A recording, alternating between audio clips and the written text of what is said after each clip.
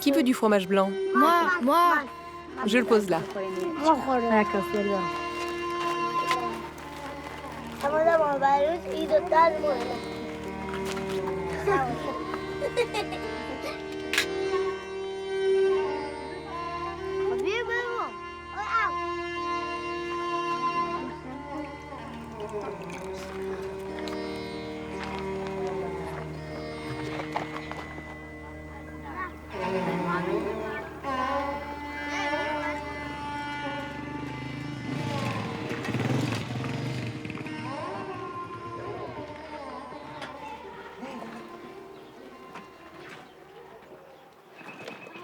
Bonjour.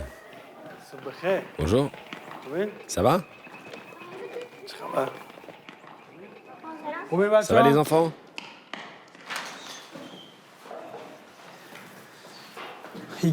Prends une craie.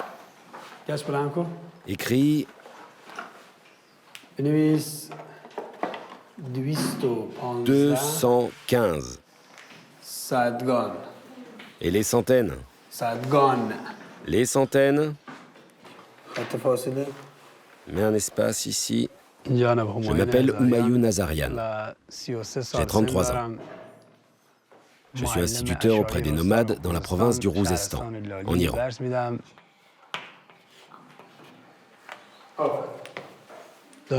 Les enfants qui étudient ici arrivent à l'automne.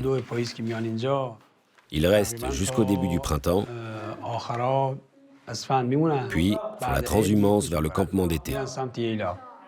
3 fois 7, ça fait 21. 3 fois 7, ça fait 24? C'est ça? Sorouche. Bien sûr que non. Bon, le temps de la transhumance est arrivé, les enfants. Je vais vous accompagner. Je serai avec vous pour faire la classe. Nous allons pouvoir continuer à étudier. C'est une très bonne nouvelle. Et à la fin du voyage, je vous ferai passer vos examens. Nous avons des choses à faire avant de partir. Il faut nettoyer la classe et regrouper les tables et les chaises pour retrouver un endroit propre quand nous reviendrons ici l'année prochaine. C'est parti! Nettoie le tableau.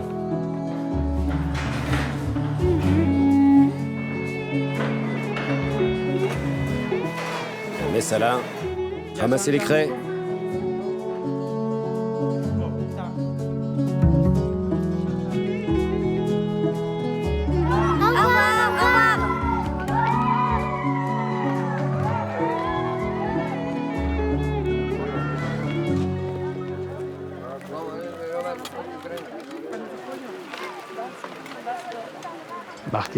Les Bakhtiari sont un peuple fier et travailleur qui habite au pied de la chaîne des monts Zagros. Ce sont des éleveurs depuis toujours. Ils vivent grâce à leur bétail. Leur présence sur ces terres remonte à des milliers d'années.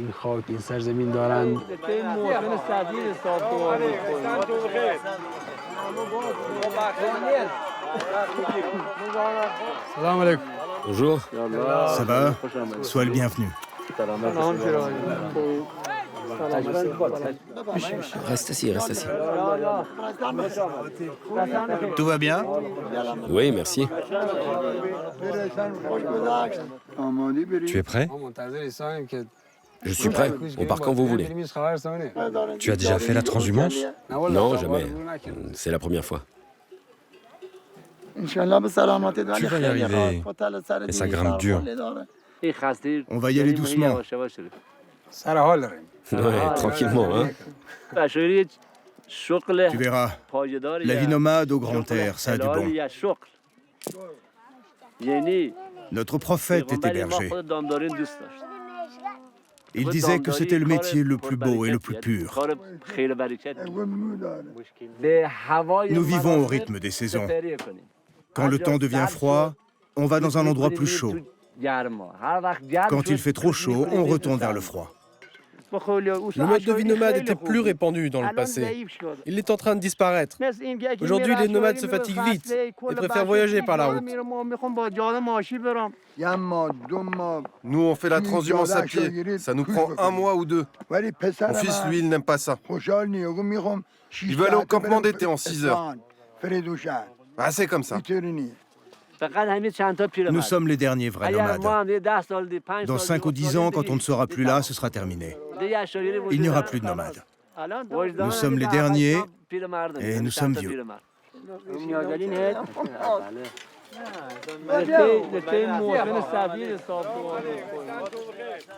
Les Barkari sont 3,5 millions à vivre en Iran.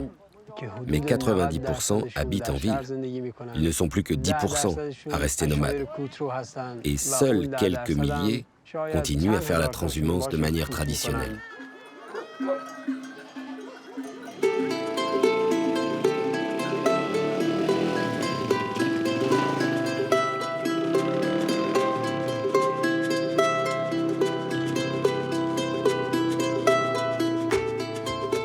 Le mot Bakhtiari veut dire chanceux, ou ceux qui attirent la chance.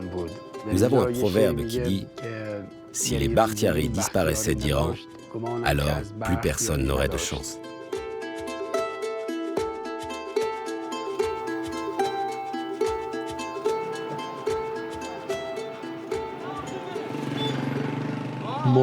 J'habite dans la ville de Lali, mais je suis issu d'une famille de nomades.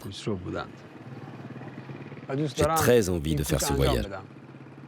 Comme mon père et mon grand-père avant moi.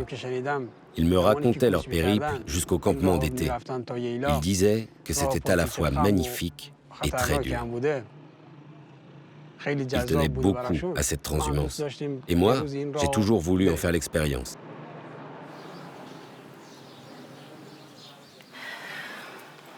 Tu pars combien de temps? 3 semaines environ. Il n'y a pas de réseau. Si tu m'appelles, tu tomberas sur un message qui dit « Votre correspondant est parti faire la transhumance ». Ne dis pas ça, ça me rend malade. Couvre-toi bien, n'attrape pas froid. Fais attention à toi, mon fils. Que Dieu te protège.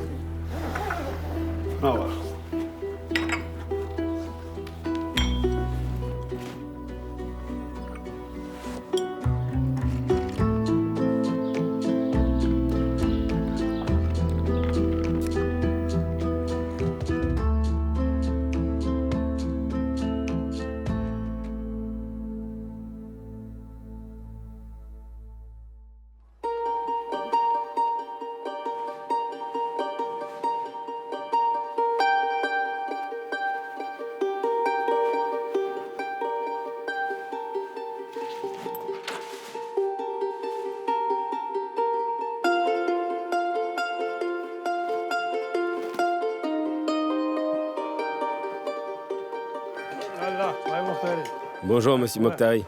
Comment allez-vous? Bien, merci. Tu as réussi à charger toutes tes affaires sur cet âne? Oui, tout est là.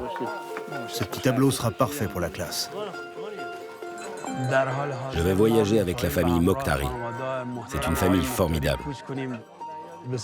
Ils sont hospitaliers et travailleurs.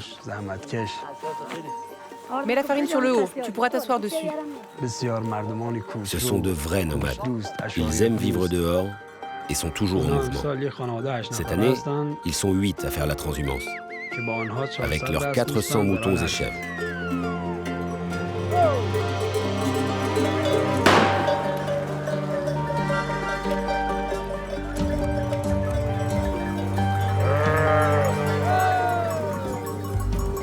Enfin, c'est le grand départ.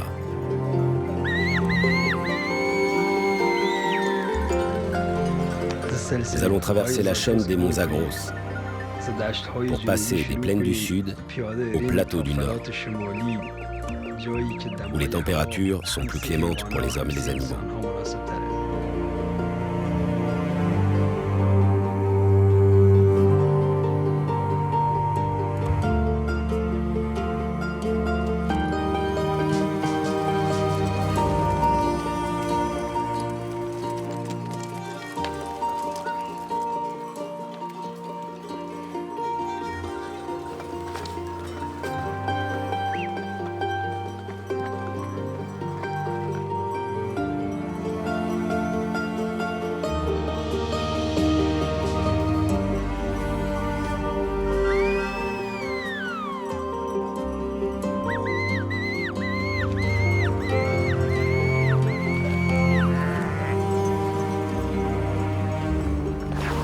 On va mettre l'ouverture de la tente de ce côté.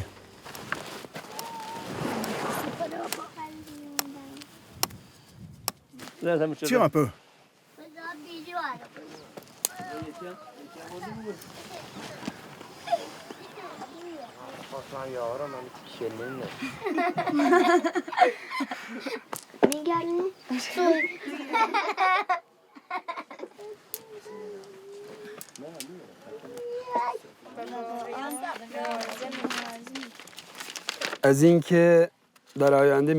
Racontez-moi ce que vous voulez faire quand vous serez grand.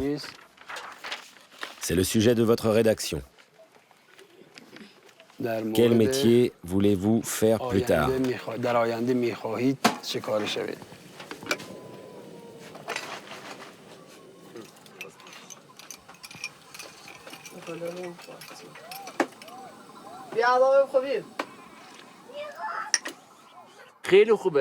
C'est très bien que les enfants étudient, qu'ils acquièrent une éducation, qu'ils apprennent l'administration, le droit, l'agriculture. Ils ont besoin de tout ça pour avancer dans la vie. La vie des nomades est dure, et on ne peut s'en sortir que par l'éducation. Parce qu'ici, on n'a pas d'opportunité, et on est loin de tout. Mes enfants n'ont pas d'autre choix que d'étudier. Vas-y. Je voudrais devenir docteur pour soigner les malades et aider les gens et faire le bien autour de moi. J'opérerai les malades qui ont besoin de soins.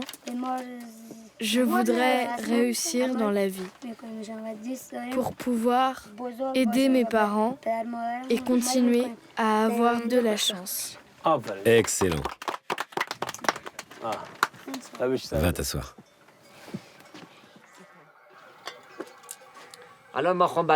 J'ai des enfants à Téhéran, Avaz, Shiraz. Ils étudient là-bas. Ils vont dans les meilleures universités. J'ai une vingtaine d'enfants. Ils sont presque tous partis. Les jeunes ne veulent pas rester nomades. Il n'y a que ma femme et moi qui aimons ça. Les enfants, ils veulent s'installer en ville pour continuer leurs études. Ils veulent tous s'en aller, mais il faut que quelques-uns restent pour m'aider. J'ai besoin de Saman et de Sorouche pour s'occuper du troupeau. Eux, ils voudraient partir. Mais il faut bien que je garde 2 ou 3 enfants avec moi.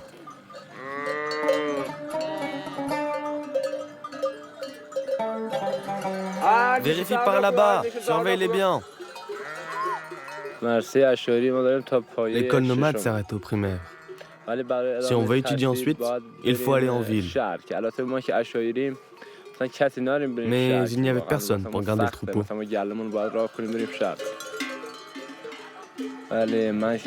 Mon père m'a demandé de rester avec lui pour l'aider. Je suis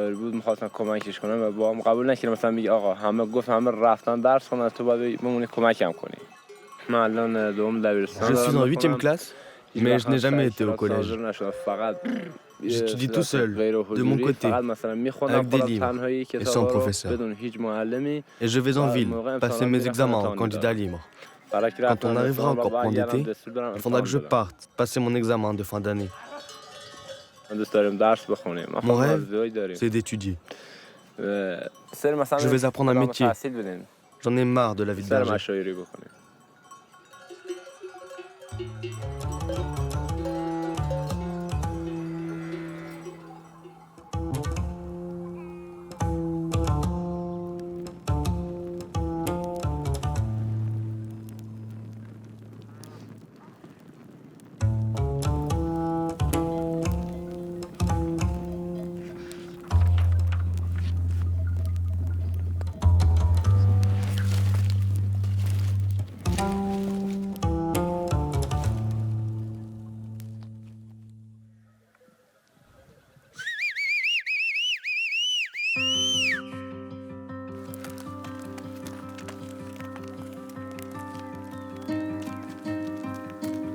Fais avancer le troupeau!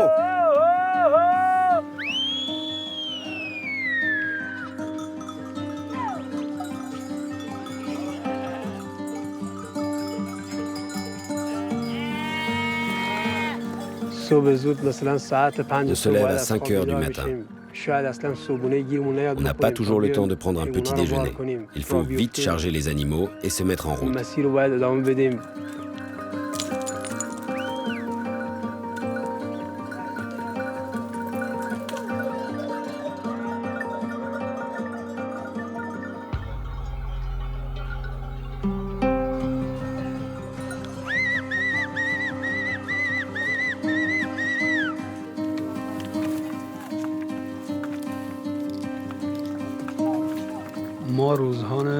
On ne fait que monter et descendre.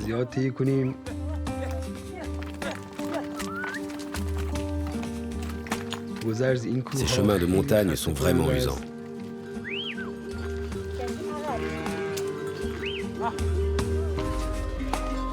On risque de se rompre le cou à chaque foulée. Un pas de travers et c'est la chute assurée.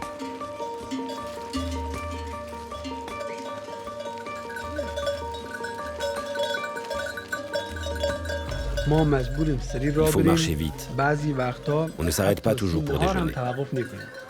Nous n'avons pas d'eau.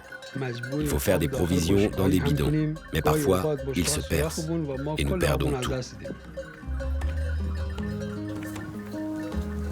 Tu es devenu un vrai berger, Arash.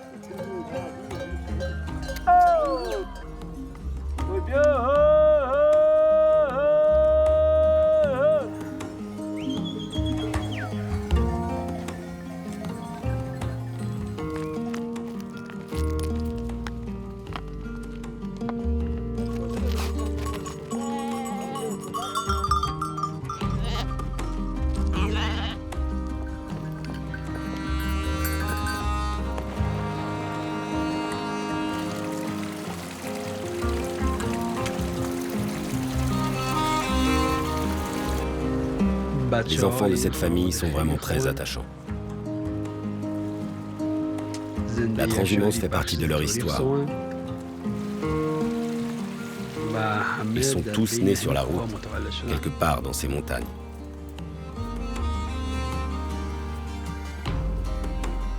Sorouch est en 4e classe. C'est un garçon intelligent et poli. Il espère vraiment pouvoir continuer ses études en allant à l'internat après l'école primaire. Samaneh est en 3e classe. Elle est pétillante et drôle. Elle a un grand sens de l'humour. Elle a un don avec les animaux. Elle les comprend et s'occupe d'eux comme une mère. Arash, bravo, t'es un vrai lion. Arash est en 1re classe. Il est plein d'énergie et montre beaucoup de curiosité. Donne-moi un peu d'eau. Malgré son jeune âge, il ne semble jamais fatigué.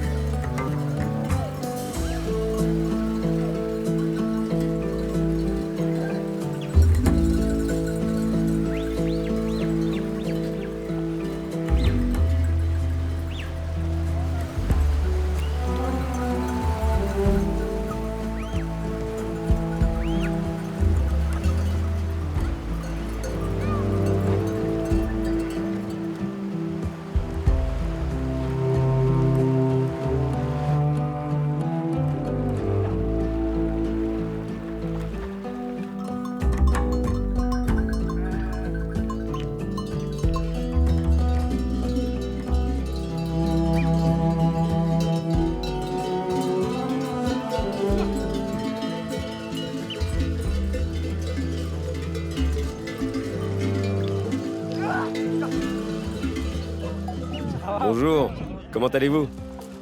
Nous croisons d'autres nomades sur la route. Les quelques familles irréductibles qui continuent à faire la transhumance à pied.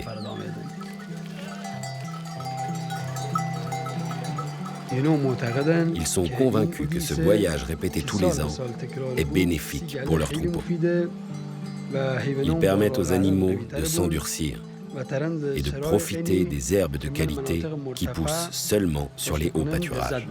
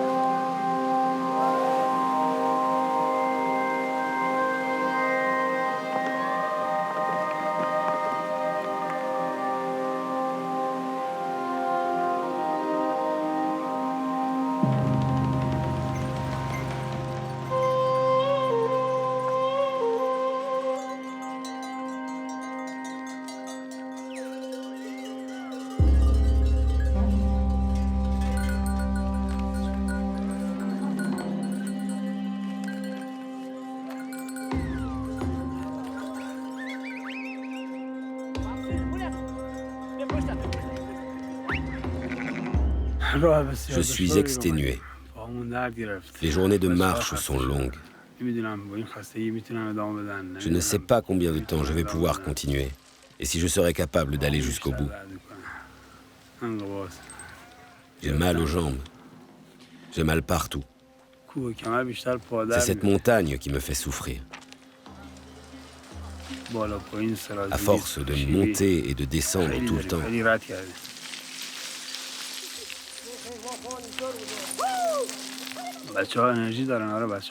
Les enfants nomades sont vraiment endurants. Eux, ils peuvent le faire. Pour moi, c'est difficile. C'est la première fois. Je vais m'habituer. Dieu est grand.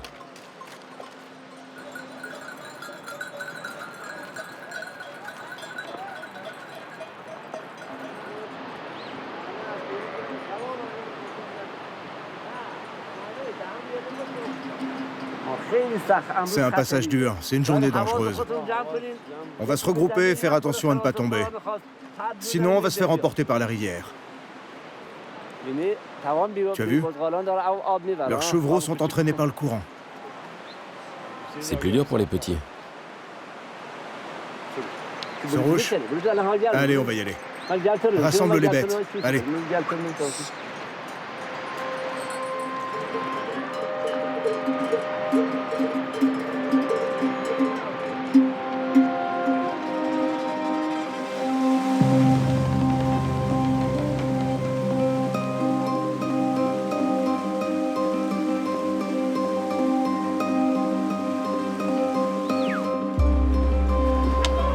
C'est pas le bon endroit!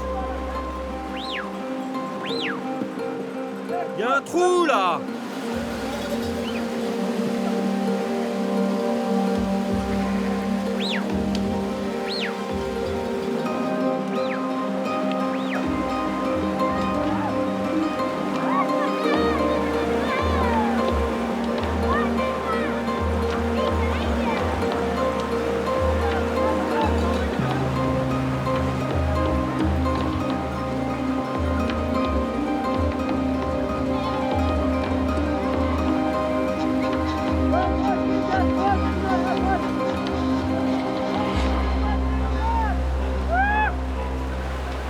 Fais-les passer plus haut! Plus haut!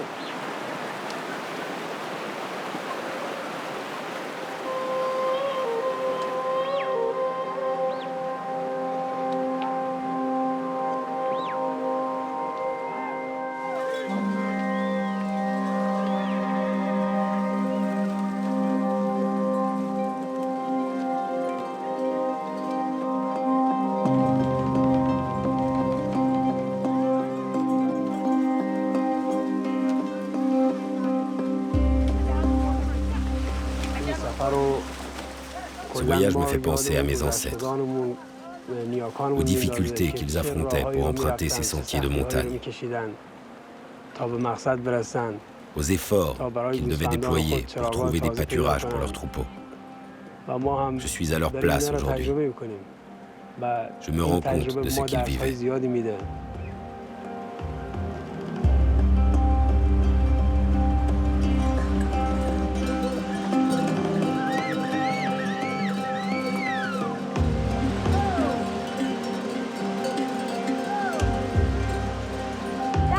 Tiens ton frère par la main. Surveille bien, Raj.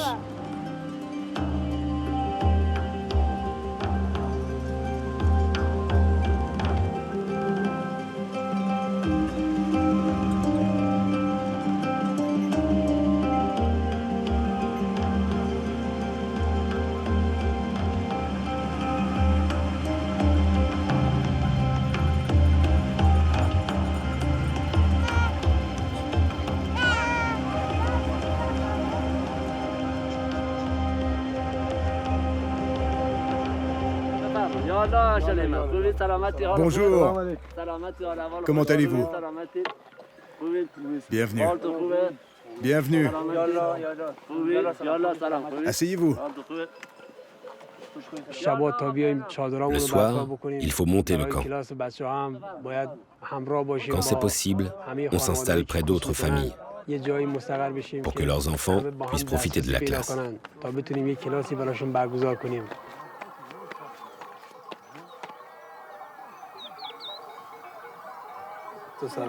Bonjour, soyez les bienvenus. Asseyez-vous.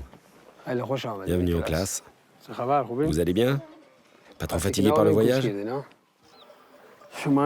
Voici des cahiers pour vous. Commençons la leçon.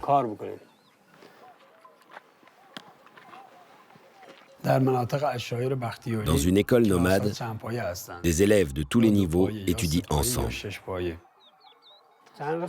Combien de parties sont colorées? 3. 3, oui. C'est bien. J'organise la classe en 2 ou 3 groupes. J'enseigne aux enfants les mathématiques, la langue farsi et les sciences. Je leur demande aussi d'écrire des rédactions. Et je leur fais faire des dictées. Très bien. Assieds-toi.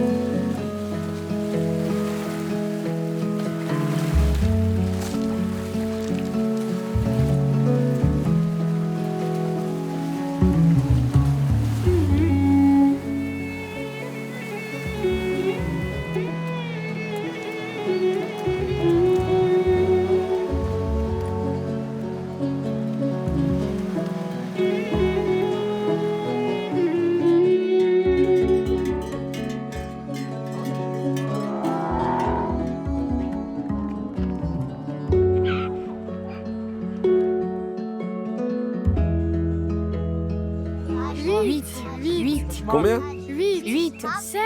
Oui, 7. Et 7 moins 4, ça fait combien? 3.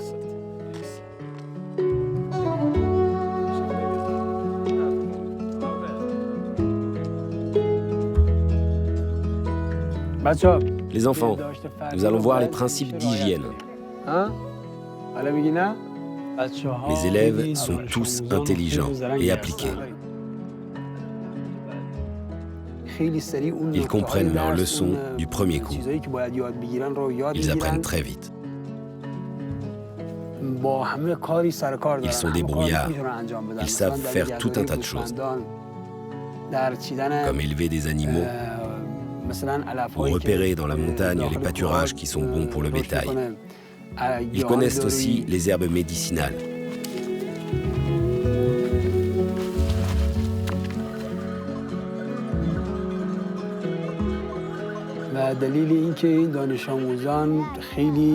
Si les enfants nomades sont si intelligents, c'est parce qu'ils vivent dans la nature.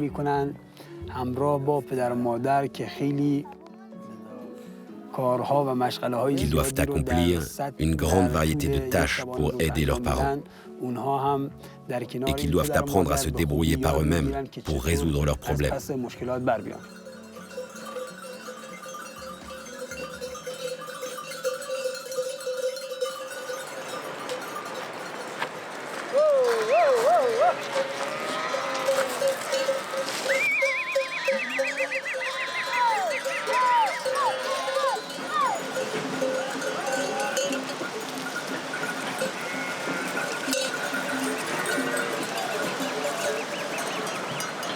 Par là! Pousse-les par là! On ne peut pas acquérir en ville la patience dont il faut faire preuve pour marcher 25 km par jour. Alors que cette distance peut être parcourue en voiture en une demi-heure. Cela montre l'étendue de la patience des nomades.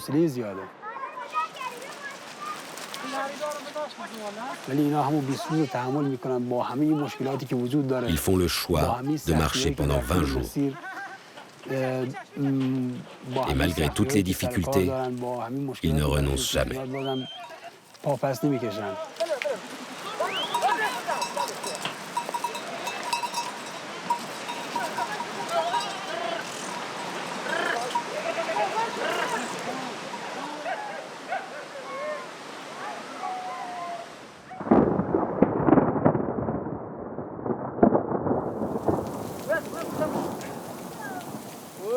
Voilà l'orage. Les autres sont pas encore arrivés?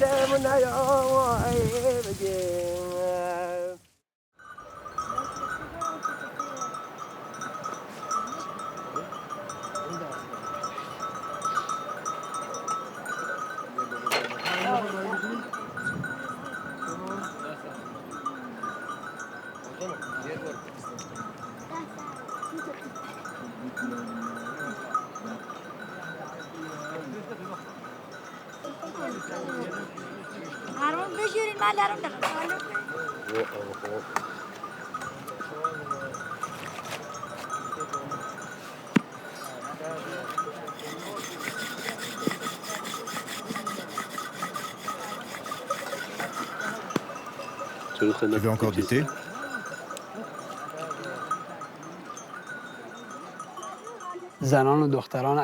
Les femmes et les filles Bakhtiari sont infatigables. Elles ne comptent pas leurs efforts. Si le chef de famille doit s'absenter, la femme est tout à fait capable de le remplacer. Elle peut effectuer toutes les tâches qui sont normalement dévolues aux hommes. Les femmes nomades valent 10 hommes chacune.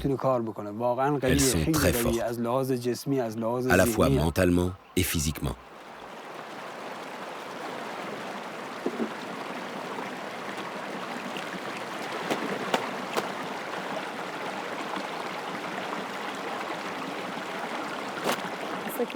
Quand j'avais l'âge de Samané et Arash, je faisais la transhumance avec mes parents.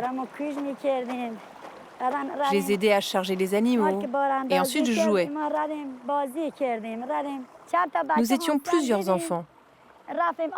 On se baignait dans la rivière et on fabriquait des poupées et des jouets. C'était la bonne époque.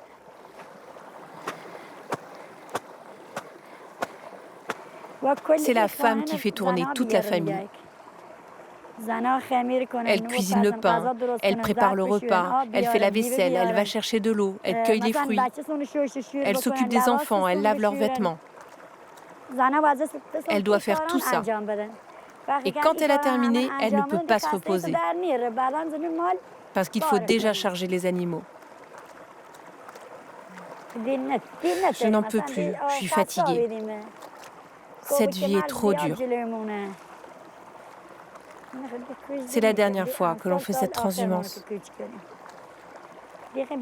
L'année prochaine, on prend un camion. Je voudrais que mes enfants vivent en ville. Je voudrais qu'ils aillent à l'école et qu'ils aient de bons métiers. Mes garçons comme mes filles.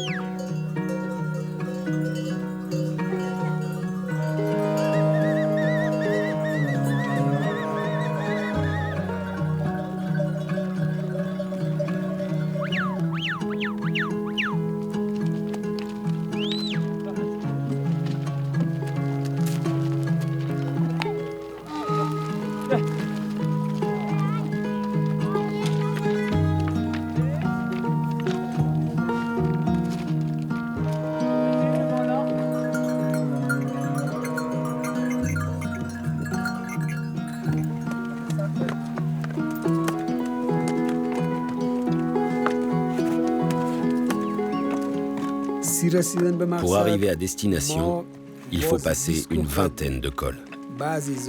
Certains d'entre eux flirtent avec les 4000 mètres.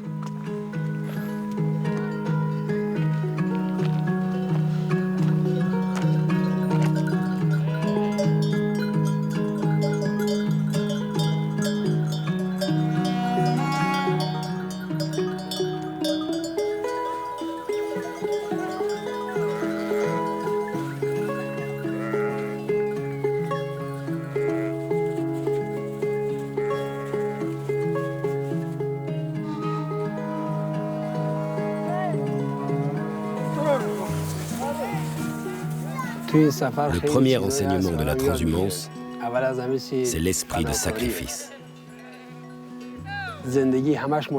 La vie est dure, il faut faire face aux difficultés pour avancer. Il ne faut jamais abandonner devant l'adversité.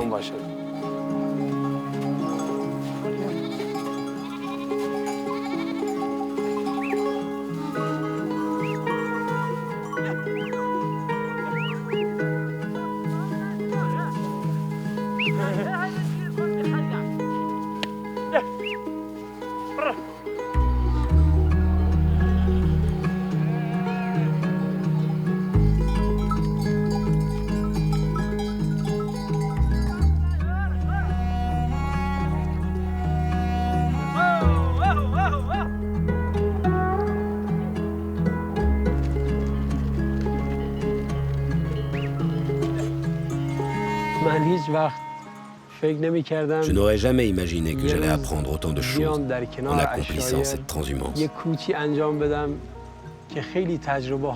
C'est une expérience incroyable.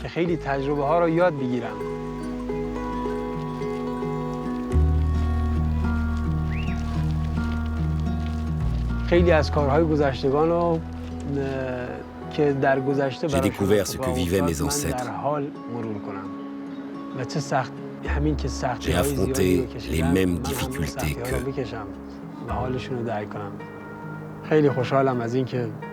Je suis très heureux d'avoir fait ce voyage aux côtés des nomades.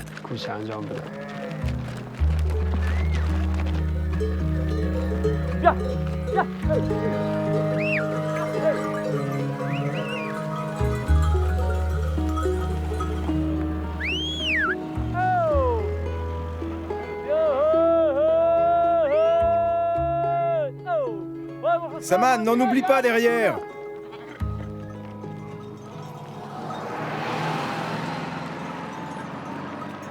Doucement. On a atteint l'asphalte. On arrive dans la province d'Ispahan. On a des pâturages pas loin d'ici. On va rester 4 ou 5 mois. On va pouvoir se reposer. C'est magnifique. C'est le plus bel endroit du monde.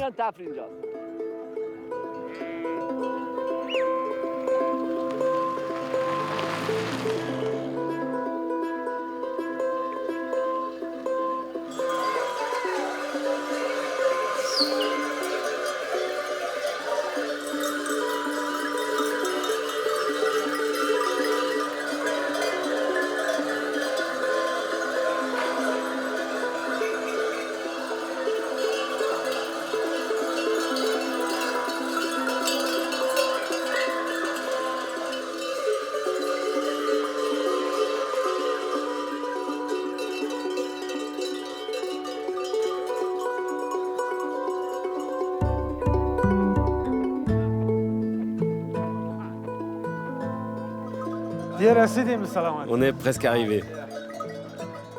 Un Saman. Ouais, nos ennuis sont terminés.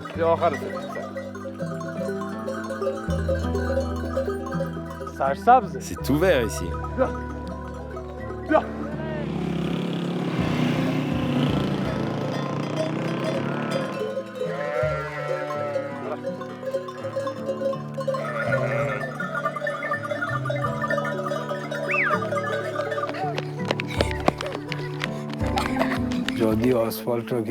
Quand nous avons atteint la route goudronnée, nous pensions que les difficultés étaient derrière nous.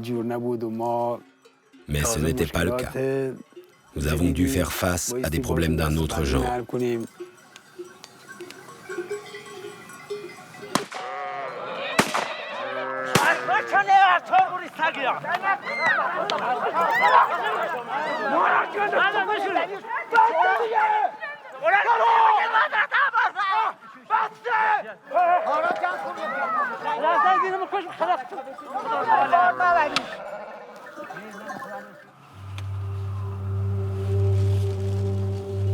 Hier soir, on se reposait près d'un village.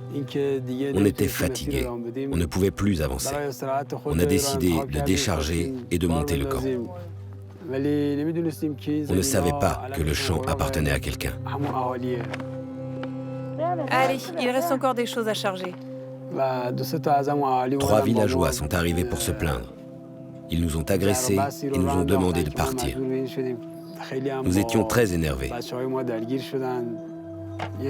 Il y a eu beaucoup d'insultes et même des coups.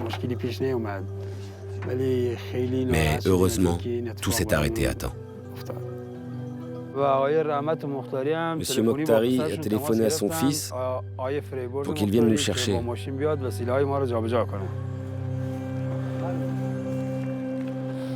On va faire le dernier jour de la transhumance en voiture.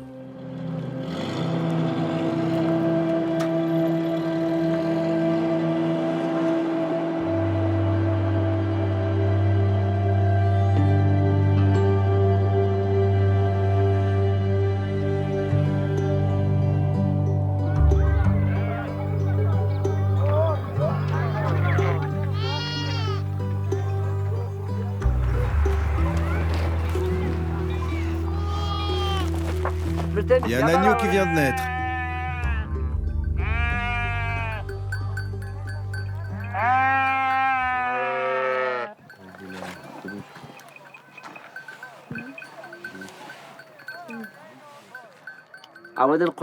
Ils nous ont sauté dessus. Ils ont jeté des pierres sur nous et sur les moutons. J'en ai reçu une sur la main. Nous avons traversé 5 provinces et nulle part nous n'avons été traités ainsi.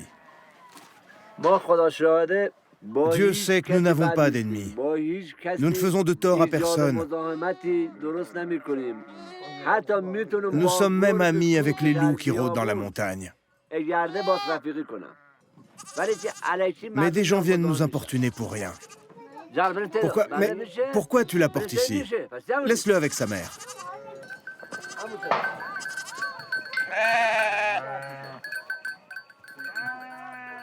Il est de plus en plus dur de faire la transhumance à pied.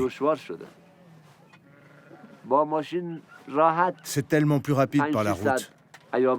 Il faut 6 heures dans un sens ou dans l'autre. On loue un camion pour la journée, on charge le bétail, on le décharge et c'est réglé.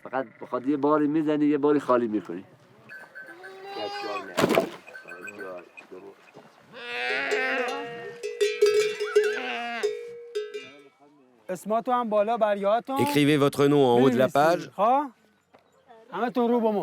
Tournez-vous face à moi. Les enfants, on garde le silence. L'examen commence. Levez la main si vous avez une question.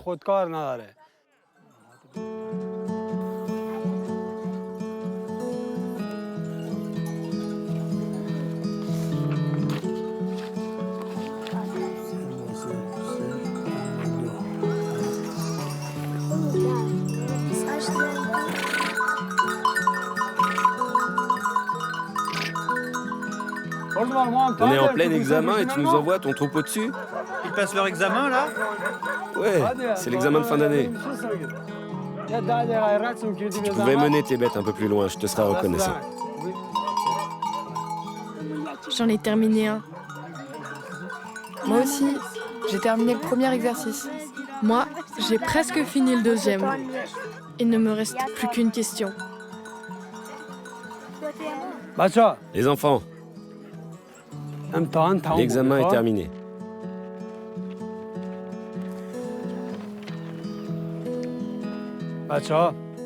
Je vous remercie, les enfants. Je vais corriger vos copies, puis j'inscrirai vos notes dans vos dossiers. Arash, apporte le tableau. Merci.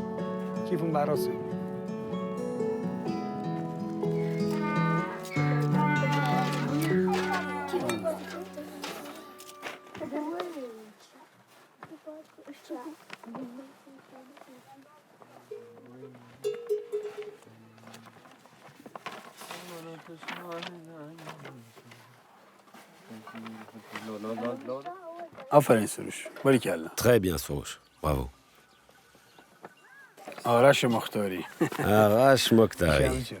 Recule un peu. Bravo, Arash. C'est très bien. Excellent. Samaneh. C'est très bon aussi.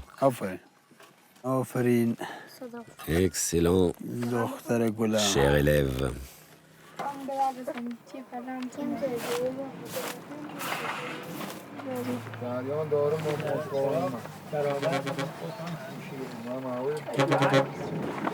Monsieur Mokhtari, avec votre permission. Tu y vas? Oui, c'est l'heure.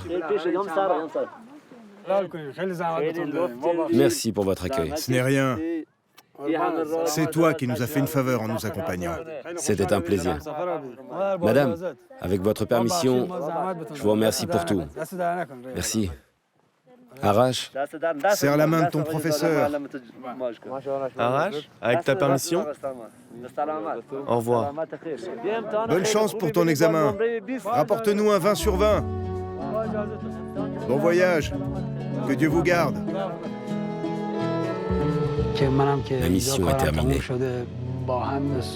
Je rentre chez moi, dans la province du Rouzestan.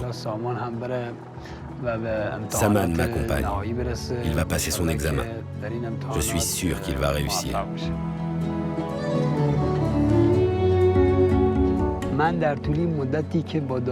Après tout ce temps passé à enseigner aux enfants nomades, je peux dire que je n'ai jamais eu d'étudiants aussi brillants que dans cette famille.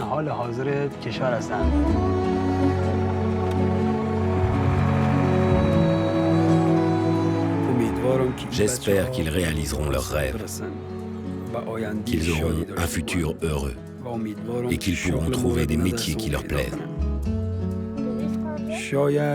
Peut-être un jour seront-ils installés en ville. Ils seront ingénieurs, docteurs ou instituteurs. Et ils penseront avec nostalgie à cette transhumance qu'ils faisaient avec leurs parents.